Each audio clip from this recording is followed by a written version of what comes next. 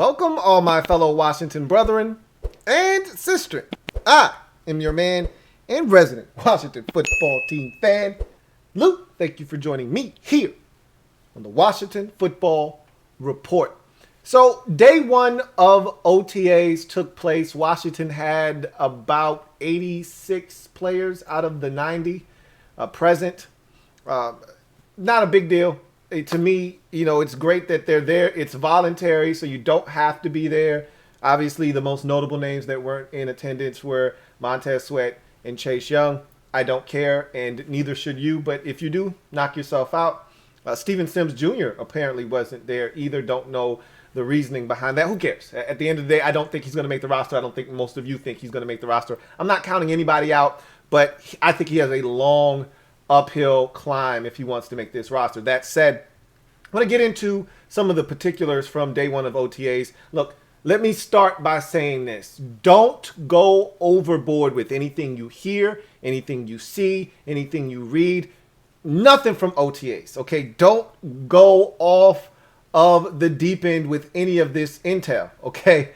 It is OTAs. The fact that I'm doing a video about day one of OTAs is mind-boggling. 5 years ago, 7 years ago, 10 years ago, this would not have been a conversation we would be having, okay? However, it's gotten to the point now we're such rabid fans that we are starving for any content, okay? If a guy sneezes the wrong way, we got to talk about it. So we're going to talk about day one of OTAs, but there's a different energy around the building. A lot of guys talked about it. There were press conferences from William Jackson III, Ryan Fitzpatrick, Bobby McCain spoke, Eric Flowers spoke. I think I'm missing one player as well. Landon Collins spoke, if I didn't mention him already. And I think there was somebody else that I'm probably omitting as a player. But they tried to get a lot of the newer guys, and then Landon Collins was thrown in the mix. And of course, they spoke to Ron Rivera as well. So I'm going to give you a brief synopsis of what I heard, what I gleaned from what was said by the players and the coach, and then some of the reporters that were out at OTA day number one. So let's talk about what happened on the field first. The first thing that jumped out at me was the fact that Troy Apke was playing cornerback. Now, I don't know about you. That's intriguing. However, it's also a step that teams usually take with a player that they're about to discard. Now, when you bought an item, and just look at it this way, and I always like to try to make things make sense in a practical way. So I always try to relate things to everyday normal life. And so the easiest way to make a direct correlation to what they're doing with Apke right now is to say, hey, you went to the store and you bought an item and you thought you were going to use it for this purpose, but then you get home and you're like, this is trash. I can't really use it. Now you can't take it back. You've already opened it. They said no returns, whatever the case may be. I'll give you an even easier example. I go to the Nike clearance outlet all the time. Love shopping there. I get all my workout gear and stuff from there. But they tell you right off the bat, no returns. So if you can't fit it, if it's not what you thought it was, even though you had a chance to take a look at it at the store, and you get home and it doesn't match or whatever, the color isn't what you thought it was going to do, match up or whatever, it doesn't fit because you didn't get to try it on at the store because they don't have a dressing room. Sorry, can't help you. You can't bring it back. So in your mind, you're like, well, I paid $27 for this. I'm getting my $27 out of this item. So I'm going to figure out another use for it. That's essentially what they're doing with Troy Apke. That's usually the last stage before you get to the point where you say, all right, I got to throw this away. Is it didn't serve the original purpose that I purchased it to do. Now I'm going to try to find an alternate use for it. And if that doesn't work, then I'm going to get rid of it. That's where they are with Troy Apke. Now it said, okay, and he did have reps at safety. He didn't just primarily go out there at corner. He did play at safety as well, but the writing's on the wall at safety. If he's going to have a chance to stay on this roster, and they don't want to cut him because he's such a good presence on special teams, but they're hoping that Derek Forrest is going to provide them the Troy Apke fiend on special teams so that they can move on from him and free up a roster spot. So if he wants to make this team, it is imperative that he show them that he has value at other than just safety and special teams Corner as well. You know, Ron's a sucker for positional flex. And if Troy Apke can give them something, a semblance of something to work with on the field at cornerback, he may be able to salvage himself. Maybe not make the roster per se, but if nobody else picks him up, he could be maybe back here on the practice squad. They may continue to work with him at the cornerback position, and who knows? Maybe 2 years from now, we're talking about, man, we got us a white corner. And those are rare in the league. I mean, that's like, you know, I've been opening up cards lately. That's like a rare find, okay? I can't tell you the last time we seen one of those dudes in the league. I always go back to Jason Sehorn. So it'd be nice to see a white cornerback out there getting it done. And Troy Apke may have an opportunity to do that. So we will see. That was one of the first takeaways I got from OTA day number 1. The next takeaway was Taylor Heineke as QB2. We already know Ryan Fitzpatrick is QB1. We've had this discussion about how the quarterback situation is going to unfold. Well, right now, and look, granted, Kyle Allen is coming back from a major injury, okay, a broken ankle. So they're not going to fast track him and they're not going to rush him. And it's OTAs, okay? Again, I can't state that enough. This means absolutely nothing, but it's still something. So Apke was taking the second team reps. Again, Allen is still working his way back. So I don't think he's even healthy enough to be out there and been medically cleared to get out there and even be in the mix. So I don't want to put too much stock into that. However, it does bear mentioning that Troy Apke was taking second team quarterback reps, just to throw it out there. Ron Rivera talked about the wide receiver speed, and that is apparent. And that was one of the objectives of this offseason, was to get faster at the wide receiver position. Well, they've done that. And Rivera, he was smiling and he was chuckling when he talked about the speed of the receivers. And you can tell he's excited about their team speed offensively now, because we know what we have at running back. We've got guys that can run, and Antonio Gibson and J.D. McKissick. These guys can run at the running back position. We know that Sammis Reyes is a freak at tight end. Again, we don't know if he's even going to make the roster, but we know he can run. And we know Terry can run. But now you've added Curtis Samuel, and they knew never, ever trust a man with 2 first names. Curtis Samuel could run. He had him in Carolina, so he knows what Curtis is capable of, but it's always nice to be reminded. He got a reminder today. De'Ami Brown, saw him a week ago. So Ron already knew what he was getting himself into with De'Ami Brown, but he's like, hey, all of these guys together, they can all run. It's fun to watch. So team speed at receiver has definitely been upgraded, and Ron is excited about that, and I'm excited about that, because I talked about last year just how much of a chore it was for us to have big plays offensively. Everything was a slog and a 13 or 14 play drive. Everything was a marathon and methodically done offensively. It's nice when you can have the 3-play, 73-yard drive that ends in a 67-yard touchdown strike. Those are nice. We don't get them enough. Now we have an opportunity to have those with the addition of both Samuel and Brown to this football team. So team speed is definitely something that has been upgraded, especially at the wide receiver position. That's another thing of note on the field. And then finally, Ron addressed one of the elephants in the room. There are many elephants in the room, but I don't think there is any bigger elephant in the room position-wise. If we're just talking positions, than the wide receiver position. And that's something I'm going to follow very closely this entire offseason, because first of all, I love the wide receiver position. It's my favorite position. And secondly, that's where we're deepest right now, I think. When you look at this roster, we've got a ton of stuff at receiver.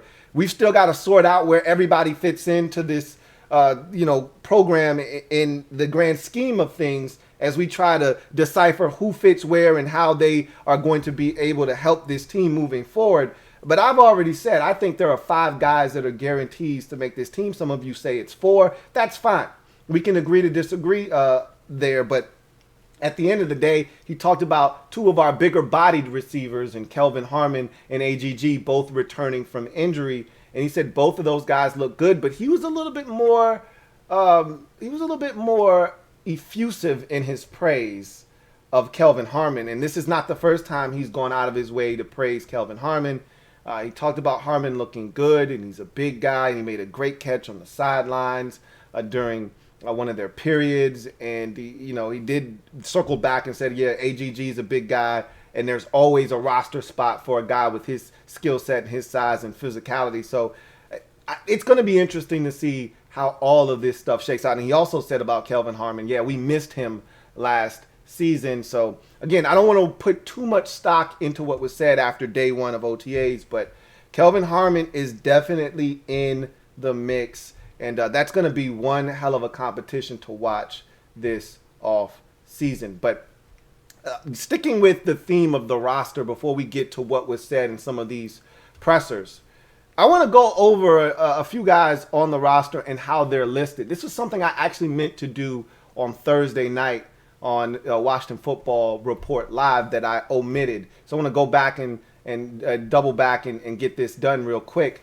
So I went through the roster and I looked at how a lot of these guys, especially after we signed all of our draft picks, which we did last week, and I wanted to go and check now at the updated look at the roster and how everyone was listed. Because to me, that's important. They don't make mistakes on the website in terms of how guys are listed. They get that information from the coaching staff. So if they tell me that Sadiq Charles is a tackle, which he's listed as a tackle, then he's still technically a tackle. If they were done with Sadiq Charles as a tackle, or they thought he was more of a guard, he'd be listed as a guard. Or if they felt like Sadiq Charles was just an offensive lineman and they're going to play him everywhere, he would have been listed as an O lineman, because there are guys listed on the roster right now, the 90-man roster on the website that's listed as offensive linemen. That's because they've kind of got no particular spot they could play anywhere. Same thing in the defensive backfield. Remember, I made a big stink about Bobby McCain when we got him, and I said, Bobby McCain, I want to see in a Washington uniform as a nickel. You guys say, oh, he was this as a safety, and you don't know anything. You don't know what you're talking about. He was really good for the Dolphins. Fine, whatever. I know what I saw. I know what I watched, and you can't tell me otherwise, okay? I don't listen to this number or that number, and people throw these numbers out, and Louie T don't know what he's talking about. Okay, fine. I'm not going to argue. I'm not going to go back and forth with you. That's what you're not going to get me to do. But what I'm telling you is, I know what I saw, and I like my Bobby McCain in the slot. Well, you know what Bobby McCain is listed as? A cornerback, okay? Not a safety, not a defensive back, which Jeremy Reeves is listed as a defensive back. He's listed as a cornerback. Now, I'm not saying he still won't get reps at safety. I'm not saying that he won't play all over the secondary. And he talked about this in his presser because he did a post-practice presser today. And he said, look, I can play all 5 positions in the secondary, okay? Both safety spots, all 3 corners. Outside left, outside right, in the slot, in the nickel. I can play all 5. But they brought him here because of his positional flex, and Ron will tell you that 50 million times. But I think more specifically, they like him inside as a nickel. And I think you're going to see him move around, and that he is going to play some safety if they need him to do that in a pinch. But I think right now, they view Bobby McCain as more so a nickel. We'll see. It's early, and he didn't specify. He didn't go into detail as to where he's going to play, nor should he. We'll see where that goes. I'm anxious to see where they play him, actually, and how everything kind of works itself out. Another guy that has an interesting distinction on the roster is Chaka Tony. There's been this big discussion amongst us fans as to where he's going to be played. And I told you when he was drafted, I got excited as him being a 7th-round pick because I view him as an edge rusher, a guy that can get after the quarterback. We don't really have a ton of depth that gets you excited behind Sweat and Young. So I was excited about Chaka Tony, the edge rusher. A lot of you got excited about Chaka Tony, the linebacker. And I'm like, well, this guy didn't necessarily play linebacker at Penn State. Okay, yeah, there were some times where he dropped into coverage and he ran around. And if you watch enough Micah Parsons games, you'll run into Chaka Tony because he made some things happen. Sure, I like my Chaka Tony. Much like my Bobby McCain, I like in the slot. I like my Chaka Tony off the edge. Thank you very much. Well, he's listed as a defensive end. I don't think that's by accident. Now, we'll see what that means. He could still be getting tons of reps with the linebackers, and ultimately, he may become a linebacker. But right now, he's listed as a defensive end, and I think that's where his home is going to be. Not only on this team, but in this league. But again, we shall see. And then finally, lastly, and this is the same thing. I'm bringing this up because it makes sense. Benjamin St. Juste, the 3rd round pick out of Minnesota. A lot of talk about this guy and his ability to play corner and how they really like him and his length and his physicality, his ability to tackle and disrupt at the line of scrimmage. He's listed as a defensive back. This is a guy that played safety at the Senior Bowl as well and did it very impressively, I might add, which is part of the reason I think he got drafted in the 3rd round because of that positional flex. So here we are with a guy that we think more likely than not is going to play corner and boundary corner at that, yet he's listed as a defensive back, not as a cornerback. Why? Maybe he's going to move around. Bobby McCain could have been listed as a defensive back, but he's not. He's listed as a cornerback. I'm just saying, just a little food for thought. You guys do the dishes. I'm just throwing that stuff out there. So quickly before we get out of here, Landon Collins spoke. He talked about, people, throwing around the idea of him playing linebacker, and he dismissed it. He said, look, I was drafted to be a safety. I told you guys this a million times before he ever spoke on this subject matter. I said, I'm telling you right now, the guy's not looking to move. We signed him as a safety. He's played safety his whole career. He views himself as a safety. He's not threatened by what Cam Curl did last year. You know why? Because his contract says he doesn't need to be threatened by Cameron Curl. Okay? So he pretty much said, look, I'm a safety. That's what I was drafted as. That's what they brought me here to be. I'm a safety. However, if somebody approached me, and he made it seem like they haven't even approached him about this, and I told you, you guys love to run around with these ideas, and somebody says something, you take off with it and you run and you just start handing it off. You hand the baton to somebody else, they hand the baton to somebody else, and next thing, it's a thing. And I'm like, this is not a thing, guys. Stop with the Landon Collins to linebacker. Please, cut it out. And he's like, look, nobody really even approached me, but if somebody did, and they wanted to move me around in some packages, he's like, I'm all game for that. Like, the more DBs on the field, the better. The more the merrier is what he said. He's all for being the Buffalo in that big nickel. He's fine with doing that. Just like Cam Curl was doing that last year. They're going to put guys on the field in the best positions to succeed. That's all you guys should be really concerned with and shouldn't be so fixated on, oh, this guy should play linebacker. They're going to put guys on the field to succeed. That's all you should care about. Linebacker, safety, who gives a shit? Put guys in the best positions to succeed. That's what's going to happen with Landon Collins. He feels like he's going to be ready by week 1. We'll see.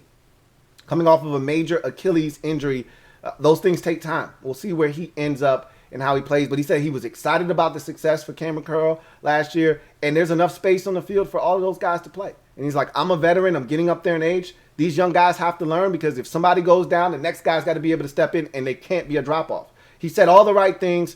I'm glad he's still here. I know a lot of you wanted to run this guy out of town. I was not one of them.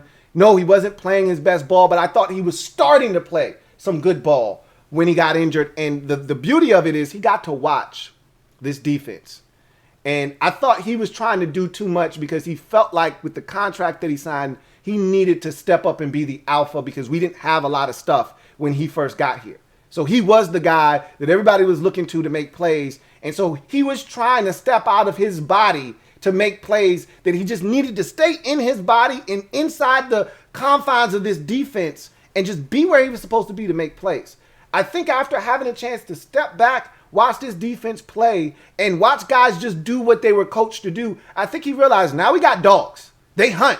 So I don't have to try to be this Superman Landon Collins. I just need to play within the confines of the defense, and plays will come to me. I think we're going to see a much different, a much better Landon Collins. Hopefully he's healthy when he returns to the football field. Eric Flowers spoke. And he talked about the differences between when he was here last time. And, he said, look, I wanted to be back. But, home came calling. I'm from Miami. It was too enticing to pass up an opportunity to play in front of your family. And he said COVID messed that all up. But, it's kind of that college atmosphere where your home games, your family all gets to come and you get to have fun with them. And then after the game, you go to somebody's house and you celebrate. And he said COVID pretty much destroyed all of that. But I couldn't turn that opportunity down. I'm from Miami. I used to work concession at, the stadium for the Dolphins. So it was really an honor to be able to go home. But if there was anywhere else I was going to go, and I'm glad that if I was going to get traded, it's back here because this is where I had the most fun. So it's good to have him back. Obviously, it's different staff. There is no Bill Callahan here. It's a different scheme. But we're going to see how he fits. He's like, look, I just want to win. I've never won a playoff game. I've been once, never won a game. I'm trying to win. I like his mentality. I like his mindset. We'll see what happens. But he said something that was major. And he said, look, there's a ton of competition going on right now everywhere. This is a much different team. He didn't want to go out as far as to say it's more talented, but he was insinuating it's more talented. There's competition everywhere, including my spot, which is true. So he knows he can't just show up and be expected to start. He's going to have to beat out Wes Schweitzer, possibly Sadiq Charles. It's going to be tough. It's not going to be easy. Nothing's going to be handed to him, but it looks good. I love the competition that is being fostered all around this football team, including the offensive line. I talked about Bobby McCain speaking, and he talked about the process of him leaving Miami and ending up here, understanding that it's a business and that he has no ill feelings towards the Dolphins organization. They drafted him. They gave him a new contract. They gave him a chance to live out his dream. Now he's in Washington, and he wants to help the team any way possible. He said, wherever they want to put me, that's where I'll play. I'm capable of playing all 5 DB spots. I consider myself a DB, not a corner or not a safety, but a DB. We'll see what happens. He's a natural corner. He came into this league as a corner. The Dolphins moved him to safety. I think they want to get him back to the cornerback position. But again, in a pinch, or if they want to get creative with what they're doing, they're going to move guys around. And remember, Ron talked about this when they first signed Bobby McCain. He said, look, when we start seeing guys go in motion, we don't want the defense to have to bump and change and all this stuff going on and identify to the defense what we're doing. If we have positional flex, they won't know if we're in man or zone. We'll see. Guys like Bobby McCain make it easier for you to disguise things. It's all about having smart football players, and he seems like he is one of those guys. William Jackson III was really excited about being in Washington. He continues to harp on that this is a different environment than any he's experienced in his career to this point. Obviously, he's coming from Cincinnati. It's been one of the most downtrodden franchises in football from a wins perspective. So while he was there, they didn't win very many games. Obviously, we're coming off of a playoff season, albeit 7-9. It's a different vibe here. Ton of talent. Something he hasn't really experienced in Cincinnati, even though they do have talent on their team. They don't have a Chase Young. They don't have a Montez Sweat. They don't have those types of dogs on the defensive side in Cincinnati. And so it's a different vibe. He loves the energy in the building. He said he felt welcome. And I really like the vibe that's going around. And that's the common theme with everyone that speaks. You're getting that same sense of that there's a lot of energy in the building and everybody's kind of formulating that family environment. So a lot of good things came out of that. Ryan Fitzpatrick spoke, and he pretty much said, I'm just trying to get on board with everybody, get on one accord. There was a back shoulder fade throw to Cam Sims that he and Ron Rivera both talked about. And he said, that's kind of where we are right now, just trying to get everybody on the same page. There was a route that Terry ran that they weren't on the same page, so he and Terry got together. And he said, those are the things we're trying to figure out. And he also said, Sammy Reyes, I haven't had a chance to really speak to him, walked past him in the hallway, saw him. He said, I looked at O.J. Howard, I remember when I was first in Tampa and we got him. And he said, that guy was made to play the tight end position. He was built to play tight end. And he said, I looked at Sammy Reyes and he said, he's the guy you notice. And he said, there aren't many human beings on the earth. And trust me, Ryan Fitzpatrick has been in a ton of locker rooms, seen a bunch of guys. He said, there aren't many guys that are built that look like him. So just gives you another sense of how Sammy Reyes is built in, and he made a really good catch today, apparently, by all reports, up the seam. So he's continuing to develop. We'll see what happens. De'Ami Brown had a big catch today, apparently down the field about 50 yards. That's a big play. Remember, one of the things that he was definitely touted as is a guy that can make tough, tight window contested catches. I told you he wasn't a 50-50 guy. I can't tell you if that was a 50-50 ball that he went up and got, or if that was a ball that was thrown on a rope that he was able to wrestle away from a defender. I've seen plenty of those. I didn't see a guy going up the ladder and grabbing balls 40, 50 yards down the field. So either way, I'm glad to hear it. Want more of it. It was good to see Terry out there. It was good to see Curtis Samuel. Those two are bonding. You know, they're best friends. So it's a really good environment right now. We want to keep that ball rolling. Day one of OTA sounded like it went well. So With that said, I'm going to go ahead and get out of here. Just wanted to bring that to your doorstep and do with it whatever you like. If there are more takeaways from day 2 of OTAs, day 3, we'll be back to break all of those things down. I am a Washington fan, etched in burgundy and gold. My Washington spirit will never die. Washington spirit will never fold. Until we meet again, hail to our beloved Washington football team. If you haven't already done so, please do me a massive solid and hit the like button. First and foremost, hit the subscribe button. If you haven't already done that, please hit that. Then hit the notification bell when you're done so you don't miss a thing here on the Louie T Network. And then hit that like button once again. Can't thank you enough for the support. Look forward to chopping it up with you on Thursday night as we go live, and we'll probably have a ton to talk about, whether it's OTA related or roster related. We'll really start to dig into this roster because before you know it, it'll be July and we'll be talking about training camp. It's almost June, so it'll get here very quickly. And so we'll talk about a lot of those things on Thursday night. Look forward to chopping it up with you. In the meantime, you guys take care of yourselves, and I will see you guys then. Unless something else happens, then you'll see my face all up in your space. But until then, get off the bench, get in the game, and kick it with me, your man, Louie T. Until then, take care. Louie T.